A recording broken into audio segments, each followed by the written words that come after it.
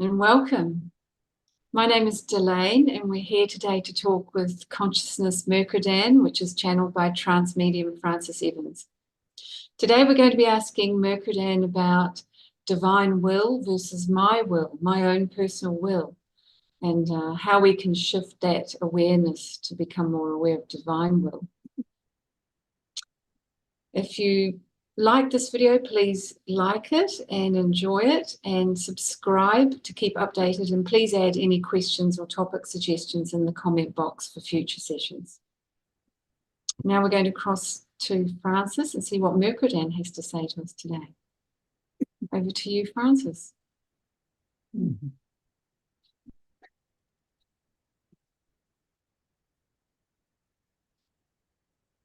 Once again, it is my privilege and pleasure to come and spend these few moments of your time. The human condition is one of limitations. Limitations in time and space and in many other ways. And yet the nested paradox is that these are limitations of your own creation, and yet also they are limitations within the greater fields of influence. So let us begin the conversation, and I will return with further comments. Thank you, Mercredan. Thank you for being with us today. Is our individual will that of divine will? Shall we say this? One cannot escape one's destiny. So shall we say then, divine will is one's destiny, but it is not foisted upon one. It is the choice made within the context of one's understanding and one's divine understanding. So shall we continue with what I was beginning to say? Yes, sure. When one turns one's attention into the divinity itself, and for this I want to say that is divinity without definition. So as soon as you talk in terms of gods that you have some viewpoint on, that is what you tap into. If you tap into, shall we say, the endless sea of awareness, the eternal endless sea of awareness, there are no concepts within that realm. And so it is that one's understanding is portrayed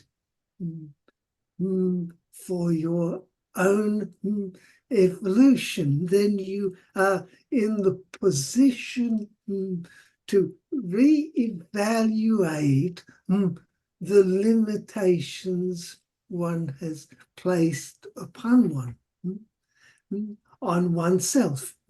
Then one reduces, shall we say, one's personal intention, in other words, one's individual and personal identity will, the small will, as it were, and one can re-evaluate and reassign oneself with divine intention.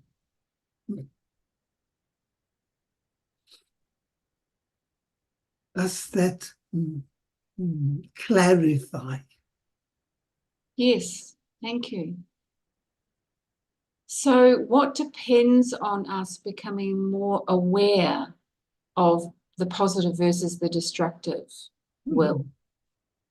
Whatever you know. As soon as you are convinced of anything, it becomes a truth. Everyone is carrying around their endless truths. And these truths can conflict with other people's truths. But whatever truth you are living in and with becomes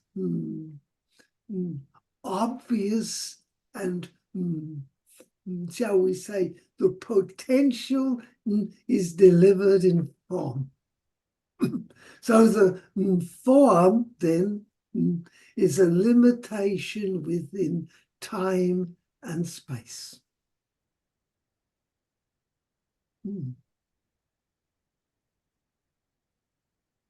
Does it answer the question? Yes. So as far as what we choose in the little will depends on whether we're going to get the necessary feedback to alter and adjust by that. You always will get the feedback, of course. Whatever you believe, whatever truth you are holding on to, whatever you are determining by definition will eventuate as a creation in front of one's eyes. It will always, of course, maintain the concept of your truth. Do you follow what I mean? Yes. So if one begins to open up, there is a great saying from the early sage which says, the reason I am the sage is because I know I do not know. What is that saying? But I am open to the unknown becoming clear. I realize I am creating my experience by conceiving that I know what is true. Do you follow what I am saying? And so when one, shall we say, releases oneself from the definitions, shall we give an example? Great inventors perceive that the current limitation is nothing more than that. And so they begin to, shall we call it, scan into the collective, into the collective potentials. That is, what has been conceived of in visionary terms. And how then do we bring that into practicality? What must we combine with other things in order to develop a useful component? Do you understand what I mean? So what is it that turned the man into designing the first automobile? The recognition that if you have an explosion, it forces things to move. And if you can contain your explosion and you make the movement into a useful thing, then you might design something of value. You understand? Nothing new was understood, excepting to bring it all together. How is that? Because it was already in the visionary world.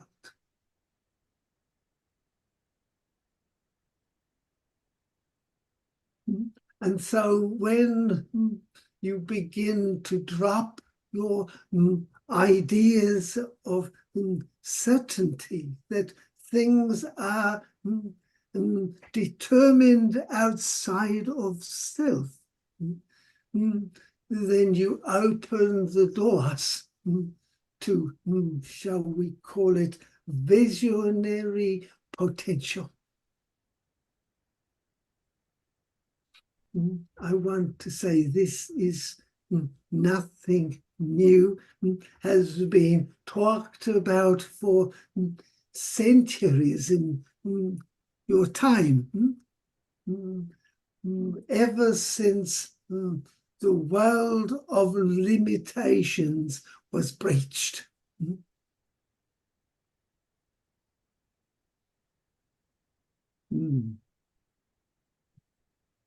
When you say world of limitations were breached, can you say more about that?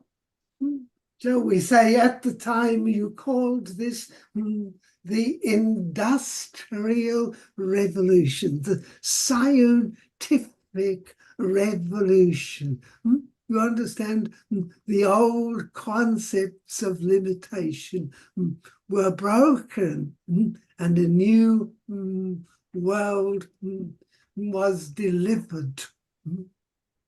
Shall we say, the physicality of the world was breached, and you stand, as I have talked about, at the edge of a breach in consciousness, that is the shift in consciousness, when the limitations of the world are breached.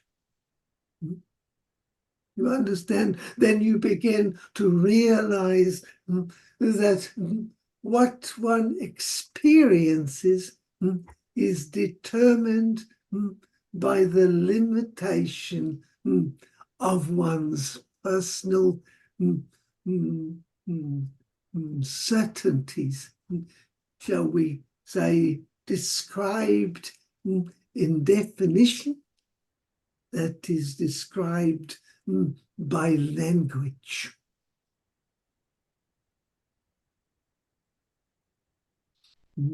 The new species then are shifting beyond the realms and limitations that language imposes.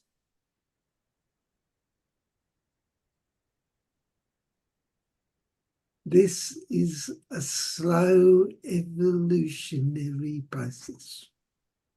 Right. Yes.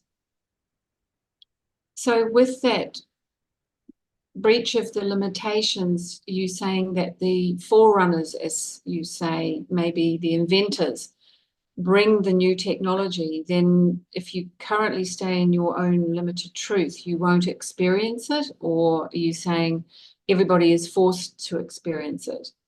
Of course. You understand, the will creates a reality in physicality. One already understands that new things come from, shall we call it, the scientific laboratory. Experiments. One can experiment in consciousness.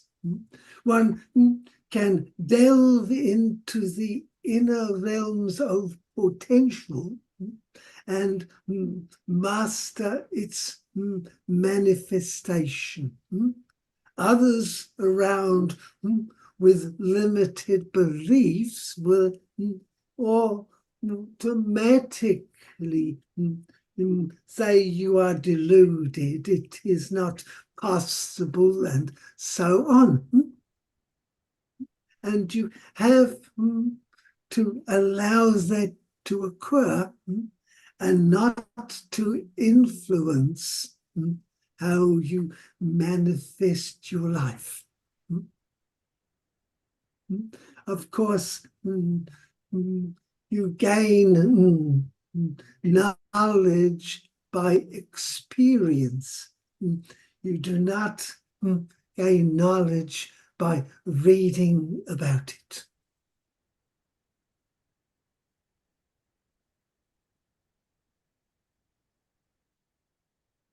So shall we say, if one opens up to the inner world of potential, if one were to sit for, shall we say, 15 minutes of meditation, let us say this, not just ordinary meditation, but shall we call it a surfing meditation? One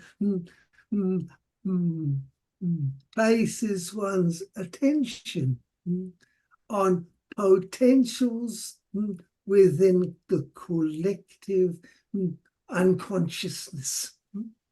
That one places one's attention in the visionary world. What is possible if I take off all limitations? Can I heal myself if I am not putting attention on the symptoms, the diagnosis, and I begin to surf in the imaginary world? What would it be like? I spend 15 minutes each day imagining within the potentials what is required for this potential to manifest in physical reality.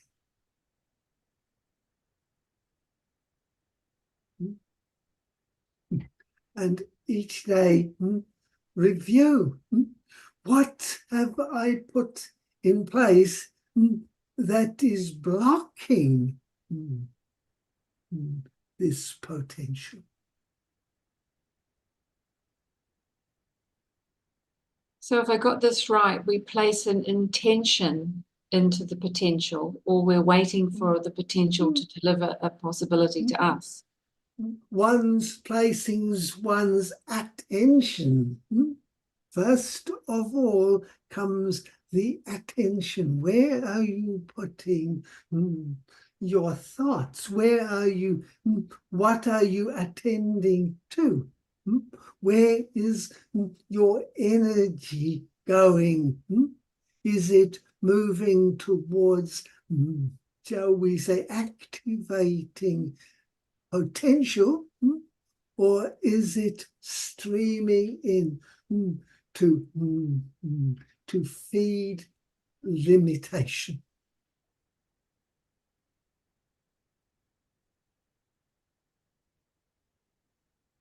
So if I was going to seed a potential, would I ask to be guided for the best outcome for everyone to do this motion? All of these ideas surround a certain perspective on the planet. Let us say one is meditating, dropping everything. The only place that you are, shall we say, placing or attending to is divine potential, that is visionary potential within the domain, shall we say. Let us say this: you are sitting, you have closed away your ideas of self. You are asking, what is in the visionary potentials that is ready to be activated?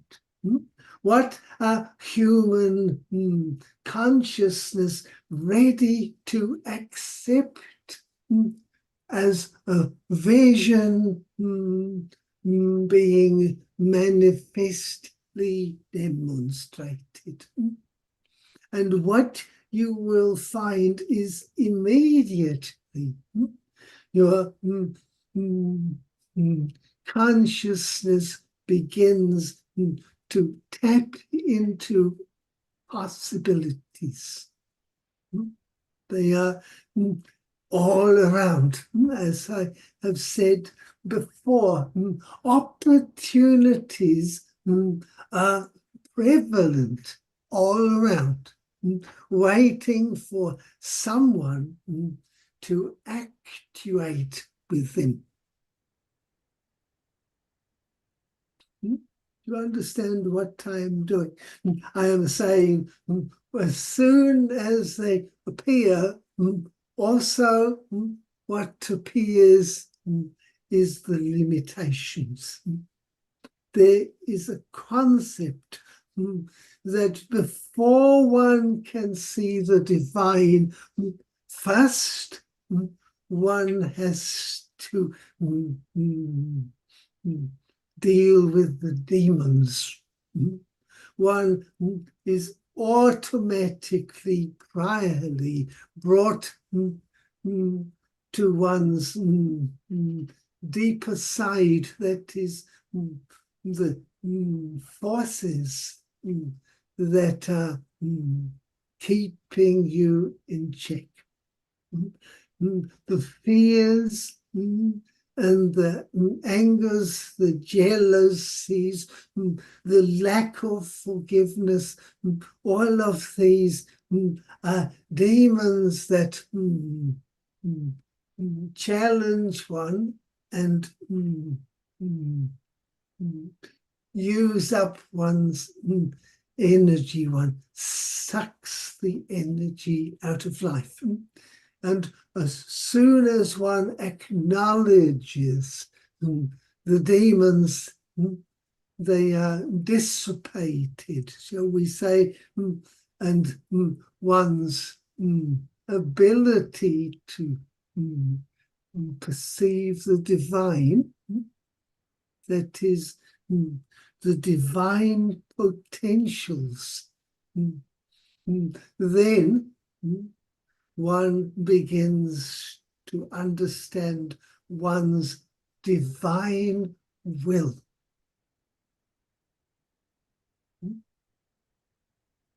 Does this make sense?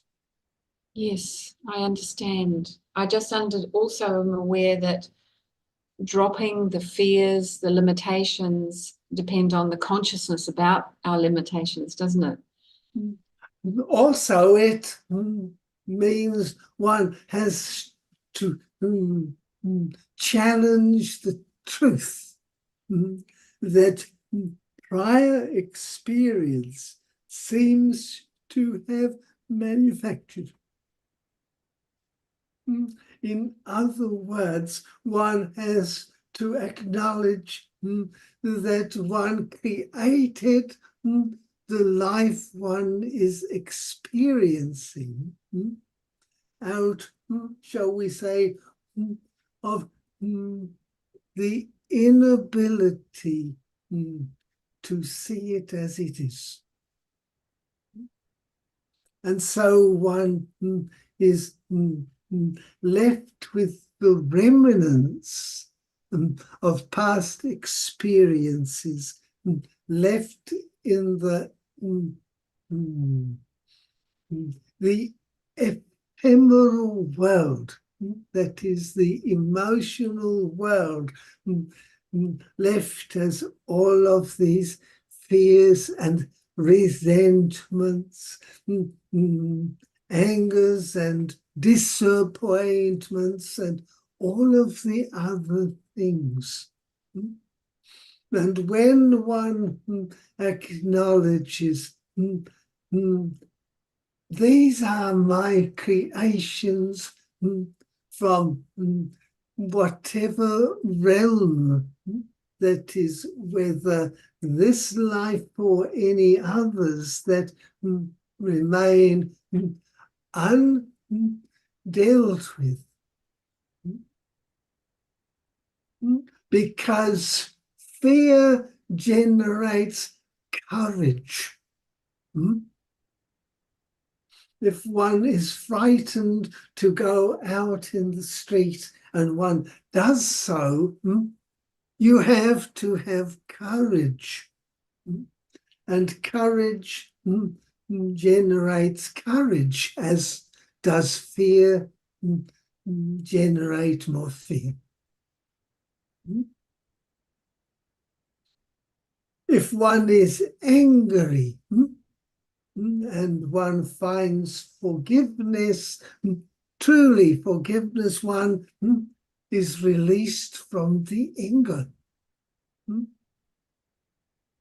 understand, all of this is within the individual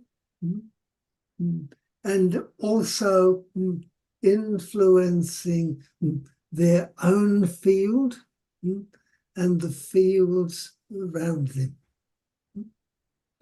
Fear generates social fears, generates more social unrest. And so it blossoms and so on into conflicts and eventually wars, and in the end, human destruction. So how does that measure up with divine will?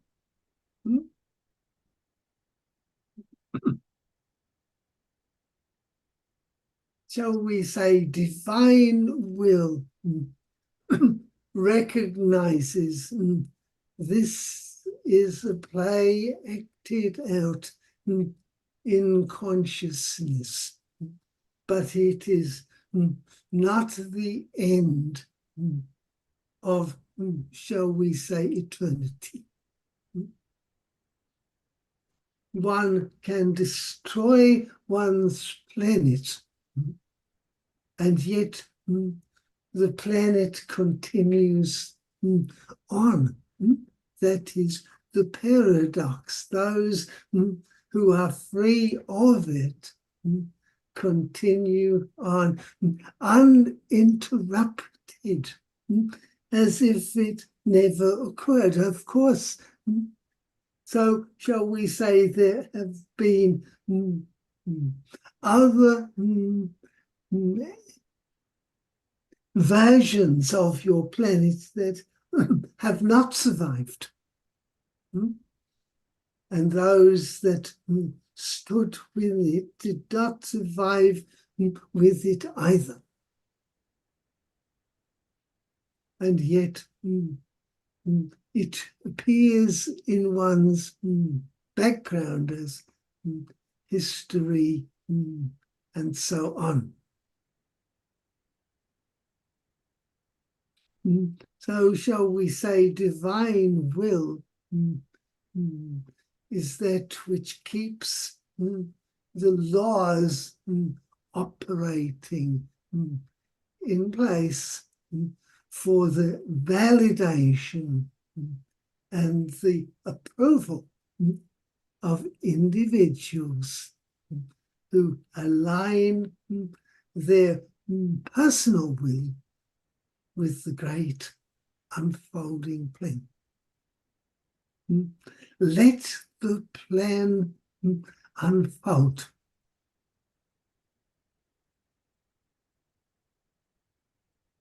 Wonderful. Thank you, Mercredan. Is that enough for today? Yes, it is. Deep things to contemplate. You understand, we come each time to offer something new to contemplate.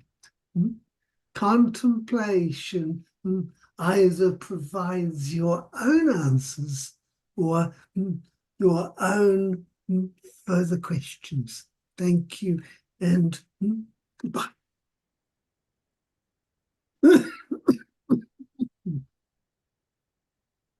Thank you.